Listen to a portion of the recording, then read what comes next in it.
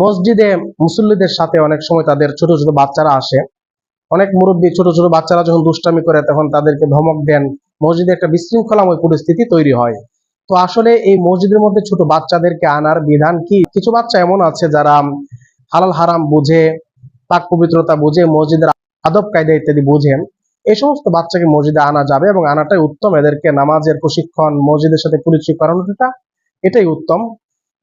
এবং এদেরকে পুরুষের পিছনে একটি কাতারে তাদেরকে দাঁড় করিয়ে দিবেন, এক কাতার করে। কিন্তু যদি দেখা যায় যে তারা আলাদাভাবে কাতারে দাঁড়ালে দুষ্টামি করবে অথবা তারা কোনো বিপদে পতিত হওয়ার আশঙ্কা রয়েছে, সেক্ষেত্রে পুরুষের মাঝখানে এদেরকে দাঁড় করিয়ে দিবে। আর যদি ছোট বাচ্চা যদি এত ছোট হয় যে সে পাক পবিত্রতা, হালাল হারাম, মসজিদের আদব কায়দা ইত্যাদি বুঝে না, সে বাচ্চাকে মসজিদে আনা যাবে না। সে বাচ্চাকে মসজিদে আনার ফলে নামাজীদের নামাজে বিঘ্নতা সৃষ্টি হবে এবং তারা মসজিদকে নাপাক করারও আশঙ্কা রয়েছে। সুতরাং এত ছোট বাচ্চাকে মসজিদে না আনাটাই উচিত।